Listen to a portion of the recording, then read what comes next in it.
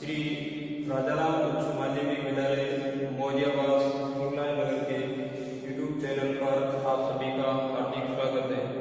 मैं प्रवीण कुमार सुथार, भूगोल का एक सामान्य विद्यार्थी, और आज आपके सामने भूगोल विषय की सामान्य जानकारी, और जिसमें आज हमारा पहला टॉपिक रहेगा अक्षांश व देशांतर, यानी लैटिट्यूड एंड लॉन्गिट्यूड। क्योंकि भूगोल का अध्ययन करने से पहले हमें अक्षांश व देशांतर का सामान्य परिचय जरूरी है। क्योंकि प्रत्येक बार जब भी अपना किताब को पढ़ेंगे उसमें आएगा अक्षांश व देशांतर, बार बार इन शब्दों का जिक्र होगा। तो इसलिए आज हमने सबसे पहला अपना टॉपिक है अक्षांश व देशांतर को लिया है, और जिसका हम सामान्य परिचय करेंगे। सर्वप्रथम हम बात करेंगे किसी स्थान की स्थिति। एक अपने सामने शब्द है स्थिति, ठीक है, जिसको हम कहते हैं लोकेशन। अगर भूगोल की दृष्टि से देखा जाता है, स्थिति दो प्रकार की आती है अपने सामने। स्थितियां दो प्रकार की है। सबसे पहले अपनी स्थिति की बात करते हैं भौगोलिक स्थिति। भौगोलिक स्थिति। और दूसरी अगर बात करते हैं कि सेकंड स्थिति कौन सी है, सेकंड है ज्यामितीय। ज्यामितीय स्थिति। अब यहाँ पर दोनों का आप समझना जरूरी है कि भौगोलिक स्थिति में क्या होता है और ज्यामितीय स्थिति में क्या होता है। सबसे पहले हम बात करते हैं कि भौगोलिक स्थिति क्या होती है। भौगोलिक स्थिति के अंतर्गत अगर बात करते हैं, मान लीजिए मैंने उदाहरण दिया है भारत का, कि भारत की भौगोलिक स्थिति बताइए, तो सबसे पहले हम बात करेंगे जैसे कि भारत। तो यहाँ पर भारत की भौगोलिक स्थिति लिखने के लिए हम करेंगे कि हिंद महासागर। क्या लिखेंगे? हिंद महासागर। अब बात करेंगे कि भौगोलिक स्थिति, और उसमें भारत की बात करेंगे कि हिंद महासागर के उत्तर में भारत स्थित है। अब यहाँ पर यह भौगोलिक स्थिति पढ़ तो ली कि हिंद महासागर के उत्तर में भारत स्थित है, पर यहाँ पर स्पष्ट नहीं हो पाएगा कि भारत महासागर के उत्तर में पर्टिकुलर स्थान कहाँ पर है। सेकंड बात करेंगे ज्यामितीय स्थिति। ज्यामितीय स्थिति के अंतर्गत हम लोग भारत का उदाहरण लेते हैं। किसका उदाहरण लेते हैं? भारत का। तो यहाँ पर बात करेंगे कि भारत की ज्यामितीय स्थिति किस प्रकार की है।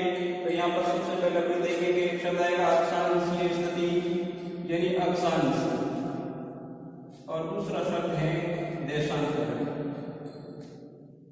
अगर भारत की बात करेंगे कि ज्यामितीय स्थिति, अक्षांश और देशांतरीय। अक्षांशीय स्थिति सीधा हम लिखते हैं कि 8 डिग्री 4 मिनट उत्तरी अक्षांश से 37 डिग्री 6 मिनट उत्तरी अक्षांश।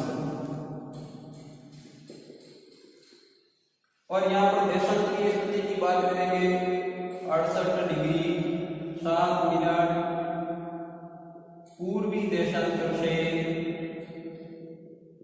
97 डिग्री 25 मिनट पूर्वी देशांतर। ये बात हो गई भारत की ज्यामितीय स्थिति।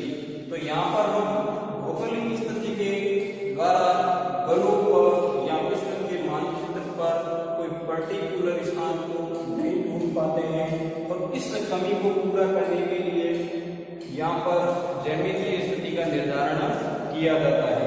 जैसे कि हम बात करेंगे कि ज्यामितीय स्थिति में अपने सामने दो शब्द आए थे, एक अक्षांश और दूसरा था देशांतर। आज हम इनका विस्तृत अध्ययन करेंगे कि अक्षांश क्या होते हैं। कई बार परीक्षा में प्रश्न आता है, तो 3 प्रकार के शब्द आते हैं। एक आता है अक्षांश, एक शब्द होता है अक्षांश रेखा, और एक शब्द आता है अक्षांश वृत्त। ये 3 प्रकार के शब्द आते हैं, और उसमें भी कई बार कंफ्यूजन होता है कि अक्षांश कितने हैं, अक्षांश वृत्त कितने हैं, अक्षांश रेखाएं कितनी हैं। इन सब का अध्ययन आज विस्तृत करेंगे। पढ़ेंगे कि अक्षांश क्या होता है।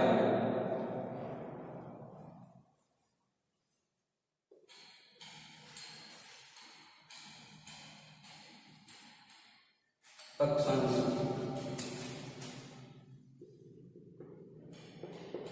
स्थिर अक्षांश क्या है? मान लीजिए कि हमने ये गरुड़ की बात कर रहे हैं कि ये क्या है, एक गरुड़, ठीक है। लेकिन पृथ्वी क्या है, एक ग्लोब है, वो पृथ्वी का क्या है, प्रतिरूप है। मान लीजिए कि ये एक अपने कल्पना करते हैं कि ये क्या है, ग्लोब है।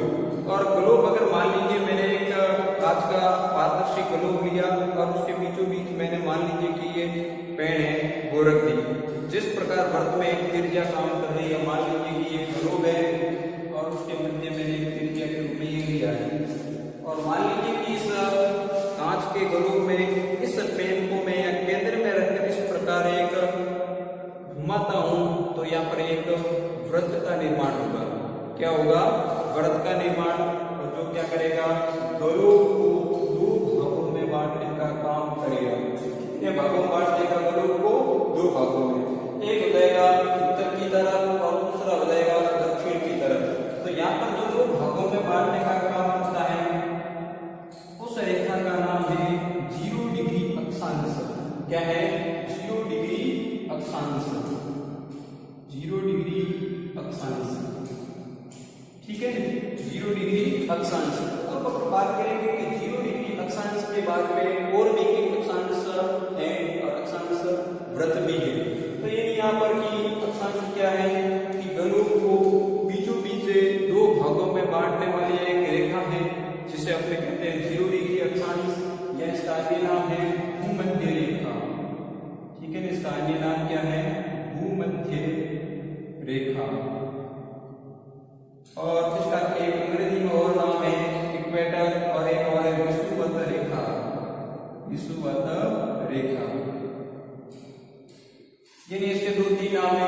0 डिग्री अक्षांश भी कह सकते हैं, भूमध्य रेखा भी कह सकते हैं और विषुवत रेखा भी कह सकते हैं। तो यहाँ पर ये बात स्पष्ट होगी।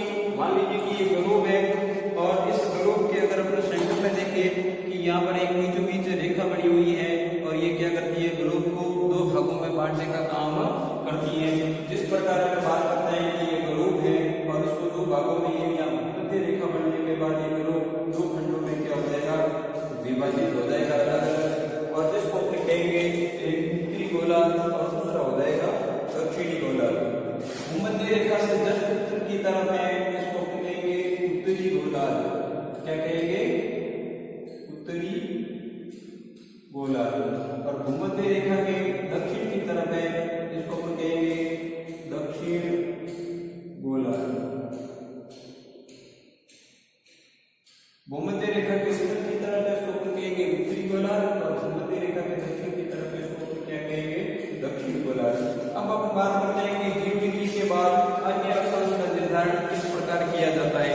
कि मान लीजिए मैंने ये बात की थी सर्वप्रथम इस प्रकार से कांच का ग्लोब है और उसके बीच में मैंने ये पेड़ रखी और उसको घुमाया, तो यहाँ पर एक भूमध्य रेखा का निर्माण हो गया, जो कि क्या करती है, ग्लोब को दो भागों में विभाजित करने का काम करती है।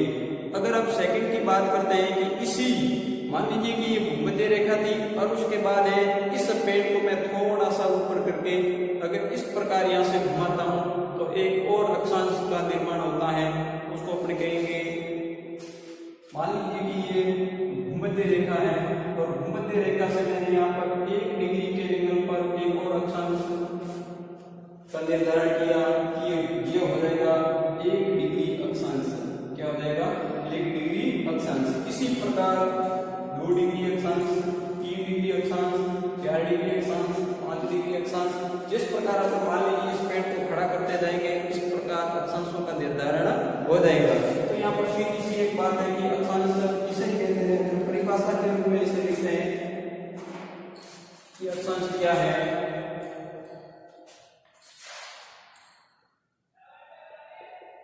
अक्षांश पृथ्वी के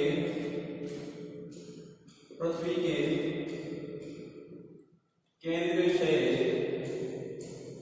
मापी गई, पृथ्वी के केंद्र से मापी गई कोणीय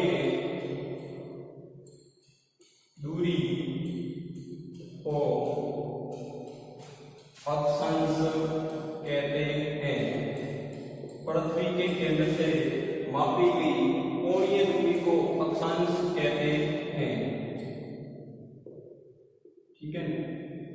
किसे कहते हैं? पृथ्वी के केंद्र से मापी गई कोणीय दूरी को क्या कहते हैं? अक्षांश कहते हैं। अगर यहाँ पर बात एक और आती है कि अक्षांश रेखा किसे कहते हैं? समान अक्षांशों को मिलाने वाली, समान अक्षांशों को मिलाने वाली क्षैतिज, ध्यान रखना यहाँ पर दो शब्द आता है, एक ऊर्ध्वाधर है और दूसरा क्षैतिज। यहाँ पर अक्षांश में आएगा कि समान अक्षांशों को मिलाने वाली क्षैतिज रेखा को अक्षांश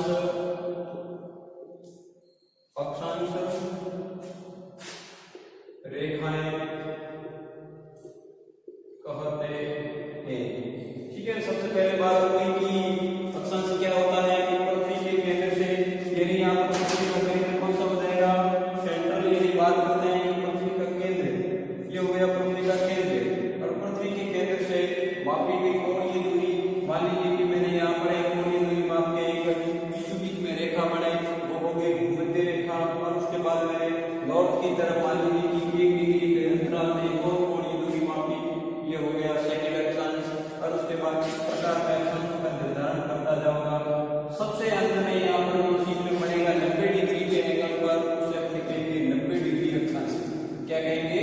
90 डिग्री अक्षांश। इसी प्रकार में साउथ की तरफ यहाँ पर 1 डिग्री, 2 डिग्री, 3, 4, 5, 6, इसी प्रकार यहाँ पर साउथ में भी 90 डिग्री के एंगल पर यहाँ पर 90 डिग्री अक्षांश हो जाएगा।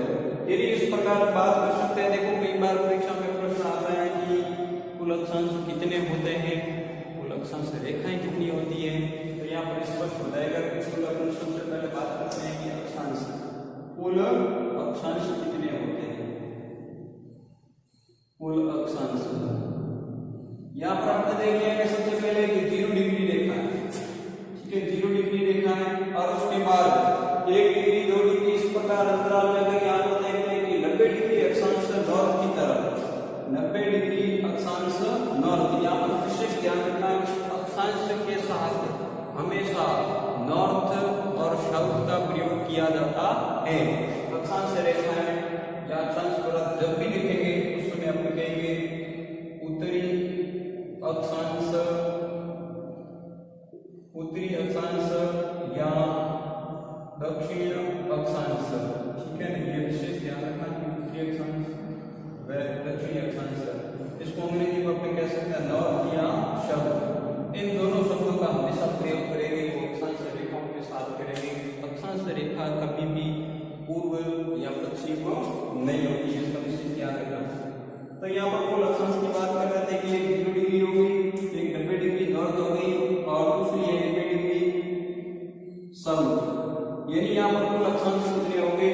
90 डिग्री और 90 डिग्री हो गया 180 डिग्री, और प्लस 1 0 डिग्री हो गई बराबर 181 डिग्री। तो ये सीधा सा एक प्रश्न स्पष्ट हो जाता है कुल अक्षांश की संख्या कितनी है। सीधा यहाँ पर लिखेंगे कुल अक्षांश की संख्या कितनी है? 181, क्योंकि ये भूमध्य रेखा 90 डिग्री नॉर्थ की तरफ और 90 डिग्री साउथ की तरफ। यानी यहाँ पर ये अक्षांश है वो क्या करता है? पृथ्वी को 2 भागों में बांटने का काम करता है। एक पार्ट हो जाता है उत्तरी गोलार्ध और दूसरा पार्ट हो जाता है दक्षिणी गोलार्ध। अब यहाँ पर उत्तरी गोलार्ध और दूसरा है दक्षिणी गोलार्ध।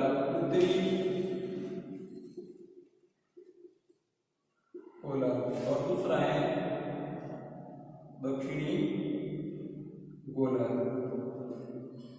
अब यहाँ पर कई बार कंफ्यूजन रहता है कि सर हम उत्तरी गोलार्ध का निर्धारण कहाँ से करें और दक्षिणी गोलार्ध का निर्धारण कहाँ से करें। तो एक सीधी सी बात ध्यान रखना कि जब भूमध्य रेखा से, ठीक है, भूमध्य रेखा से आप मान लीजिए 1 डिग्री या आधा डिग्री या मान लीजिए 2 डिग्री उत्तर की तरफ जाएंगे, तो उसके लिए हम क्या कहेंगे? उत्तरी अक्षांश। क्या लिखेंगे? उत्तरी अक्षांश। जैसे कि अपने भारत की अक्षांश की स्थिति के साथ लिखते हैं कि भारत 8 डिग्री 4 मिनट उत्तरी अक्षांश, 8 डिग्री 4 मिनट उत्तरी अक्षांश। तो सीधा सा यहाँ पर क्या हो जाता है कि भारत भूमध्य रेखा से उत्तर में है या दक्षिण में है।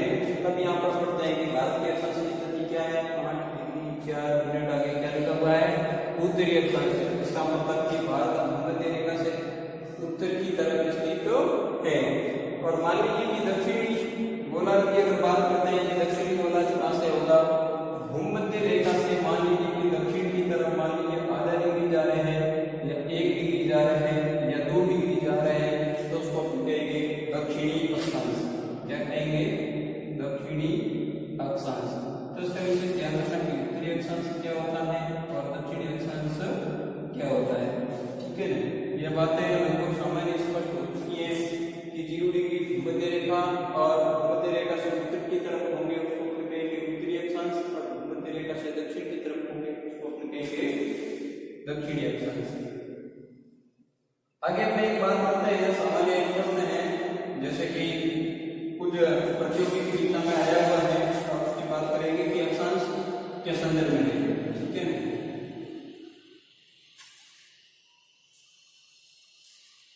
अक्षांश के संदर्भ में काफी ये महत्वपूर्ण प्रश्न है कि किसी स्थान की प्रश्न है, किसी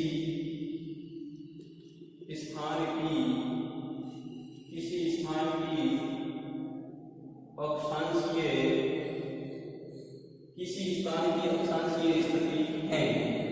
ठीक है, किसी स्थान की अक्षांशीय स्थिति है।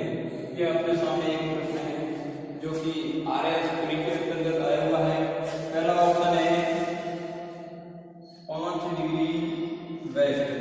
ठीक है, पहला ऑप्शन है 5 डिग्री वेस्ट। बी सेकंड है 10 डिग्री नॉर्थ, और उसके बाद है सी 91 डिग्री साउथ, और उसके बाद है डी के अंतर्गत है 10 डिग्री ईस्ट। ठीक है, आपके सामने ये 4 ऑप्शन है कि किसी स्थान की अक्षांशीय स्थिति है। यहाँ पर ये प्रश्न पूछ रहा है और बहुत ही झूठा प्रश्न है। सबसे पहले आपको क्या करना है, इस प्रश्न को देखना है कि किसी स्थान की क्या है, अक्षांशीय स्थिति है। तो यहाँ पर सीधा सा एक प्रश्न है कि किसी स्थान की अक्षांशीय क्या है स्थिति। ठीक है, एक शब्द है 5 डिग्री वेस्ट, और मैंने आपको पहले भी बताया था कि अक्षांश रेखाओं के साथ, ठीक है, बात हुई थी कि अक्षांश रेखाओं के साथ, अक्षांश रेखाओं के साथ हमेशा नॉर्थ या साउथ का प्रयोग किया जाता है। ठीक है, नॉर्थ या साउथ का प्रयोग किया जाता है। तो यहाँ पर सीधा सा ये ऑप्शन है कि 5 डिग्री वेस्ट, क्योंकि गलत हो जाएगा। हमारी बात थी कि अक्षांश रेखाएं के साथ हमेशा है वो नॉर्थ या साउथ का प्रयोग करेंगे। सेकंड ऑप्शन है 10 डिग्री नॉर्थ। उसके बाद अगला ऑप्शन है 91 डिग्री साउथ। यह भी गलत, क्योंकि हमने बात की थी कि कुल अक्षांश 90 डिग्री नॉर्थ होते हैं और 90 डिग्री साउथ होते हैं और 0 डिग्री होती है। और यहाँ पर ये कह रहा है कि 91 डिग्री क्या है, साउथ। ये ऑप्शन क्या है, गलत। और उसके बाद डी कह रहा है 10 डिग्री वेस्ट, यानी अक्षांश रेखाओं के साथ नॉर्थ व साउथ का प्रयोग किया जाता है। यहाँ पर किस रहा है, इसका मतलब ये भी ऑप्शन क्या है, गलत है। तो ये यहाँ पर ऑप्शन सही कौन सा हो जाएगा, बी 10 डिग्री नॉर्थ। तो इस प्रकार के महत्वपूर्ण प्रश्न है और प्रतियोगी परीक्षा में कई बार पूछा जाता है। यहाँ जैसे 11वीं के सिलेबस में भी दे रखा है कि ग्लोब का परिचय और अक्षांश व देशांतर रेखाएं, उसमें भी ये आता है। तो ये यहाँ स्पष्ट हो गया कि अक्षांश रेखाओं के साथ हमेशा उत्तर या दक्षिण का प्रयोग किया जाता है। और अक्षांश रेखाओं का अगर निर्धारण की बात की जाती है कि पृथ्वी के केंद्र से मापी गई कोणीय दूरी को अक्षांश कहते हैं, और समान अक्षांशों को मिलाने वाली रेखा को क्या कहते हैं, अक्षांश रेखाएं कहते हैं। अब यहाँ पर एक निबंधन है कि अक्षांश, ठीक है, अक्षांश का दूसरा है अक्षांश वृत्त। ठीक है, अब मैं आपको सीधा बता दूं कि एक जो अक्षांश वृत्त या अक्षांश रेखाएं कभी कभार दोनों का अर्थ एक ही मान लिया जाता है। ये एक रूढ़ है, यानी पूर्व से एक परंपरा चली आ रही है कि अक्षांश रेखाएं या अक्षांश वृत्त है वो दोनों क्या है, एक है। जबकि वास्तव में ऐसा नहीं है। अक्षांश वृत्त है वो गलों पर है और अक्षांश रेखाएं है वो क्या करते हैं, मानचित्र पर बनाते हैं। तो यहाँ पर बात करेंगे कि एक अक्षांश है और दूसरा है कि अक्षांश वृत्त। अब कई बार परीक्षा में ऐसा प्रश्न आता है कि अक्षांश की संख्या कितनी है और अक्षांश वृत्त या अक्षांश रेखाओं की संख्या कितनी है। तो यहाँ पर सीधी सी अक्षांश की मैंने बात बता दी कि 0 डिग्री प्लस 90 डिग्री नॉर्थ और 90 डिग्री साउथ, यानी कुल अक्षांश की संख्या हो गई 181 डिग्री। ठीक है ना। और सेकंड है कि अक्षांश वृत्त। अक्षांश वृत्त, अक्षांश वृत्त की बात करते हैं कि मैंने आपको पहले बताया था गलों पर कि ये यहाँ पर एक भूमध्य रेखा का वृत्त बन जाएगा और उसके बाद 1 डिग्री का, 2 डिग्री, 3 डिग्री इस प्रकार वृत्त बनते जाएंगे। जबकि 90 डिग्री का यहाँ पर केवल क्या बनेगा, बिंदु। क्या बनेगा, बिंदु। जैसे कि अपने गलों पर देख सकते हैं कि 1 डिग्री का, 2 डिग्री, 3 डिग्री, 4 डिग्री, 5 डिग्री। जिस प्रकार अपने भूमध्य रेखा से ध्रुवों की तरफ जाएंगे तो अक्षांश वृत्त की परिधि है वो घटती जाएगी। इस बात को हमेशा याद रखना कि भूमध्य रेखा से ध्रुवों की तरफ जाएंगे तो अक्षांश वृत्त उत्तर और दक्षिण की तरफ सदैव अक्षांश वृत्तों की परिधि है छोटी होती जाएगी। तो यहाँ पर मैंने बात बताई थी कि जिस प्रकार भूमध्य रेखा से उत्तर की तरफ जाएंगे गलों पर अक्षांश वृत्तों का निर्माण होता जाएगा। जबकि यहाँ पर 90 डिग्री नॉर्थ की तरफ और 90 डिग्री साउथ की तरफ वृत्त का निर्माण नहीं होगा, दोनों केवल क्या हो जाएंगे, बिंदु। तो ये यहाँ पर ये हो जाएगा कि 89 डिग्री नॉर्थ की तरफ और 89 डिग्री है वो साउथ की तरफ और 0 डिग्री यानी भूमध्य रेखा। कुल अक्षांश वृत्त की संख्या हो जाएगी यहाँ पर 179 डिग्री। इसका विशेष ध्यान रखना कि 89 डिग्री नॉर्थ की तरफ और 89 डिग्री साउथ की तरफ और एक हो जाएगी भूमध्य, और ये इनकी कुल संख्या हो जाएगी वो कितनी हो जाएगी, 179 अक्षांश वृत्त। अक्षांश वृत्त की संख्या कितनी हो जाएगी, 179। और कुल अक्षांश की संख्या की अगर बात आती है कि कुल अक्षांश की संख्या कितनी है, यानी कुल अक्षांश या फिर अक्षांश रेखाएं, तो इनकी संख्या हो जाएगी 181। और सामान्यतः अक्षांश रेखाएं होती है वो हमेशा क्या कहते हैं, दीवारी मानचित्र और उसी मानचित्र पर अक्षांश रेखाएं होती है और उन मानचित्रों का निर्माण हम क्या करते हैं, गलों।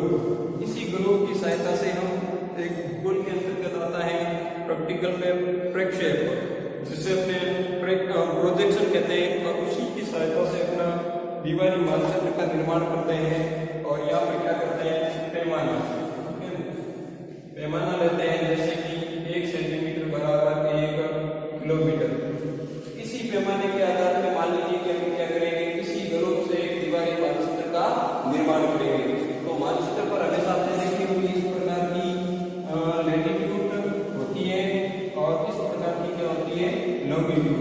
और गलों पर इस प्रकार के क्या होते हैं, वृत्त होते हैं। यानी अक्षांश वृत्त और मानचित्र पर होती है अक्षांश रेखाएं। तो ये यहाँ अपने सामने 2-3 प्रश्न क्लियर हो गए। एक हो गया कि अक्षांश के साथ हमेशा किसका प्रयोग करेंगे, नॉर्थ या साउथ, यानी जिसको हिंदी में कहते हैं उत्तरी अक्षांश और दक्षिणी अक्षांश। यानी भूमध्य रेखा से उत्तर की तरफ हमेशा हम क्या करेंगे, उत्तरी अक्षांश का प्रयोग करेंगे और भूमध्य रेखा से दक्षिण की तरफ है हमेशा उसके साथ दक्षिणी अक्षांश का प्रयोग करेंगे। पहला प्रश्न ये कंप्लीट हो गया। और उसके बाद सेकंड प्रश्न ये था कि अक्षांश की संख्या कितनी है। यानी यहाँ पर कुल अक्षांश की संख्या पर बात की है, 0 डिग्री 90 डिग्री नॉर्थ की तरफ, 90 डिग्री साउथ की तरफ, और कुल अक्षांश रेखाएं या कुल अक्षांश की संख्या है 181 डिग्री।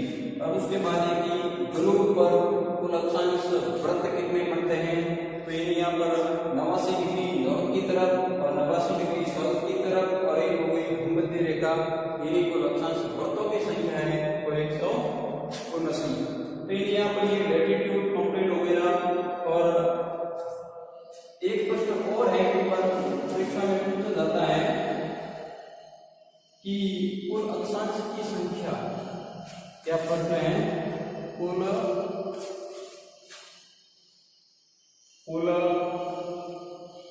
अक्षांश की संख्या कितनी है? ठीक है, कुल अक्षांश की संख्या कितनी है?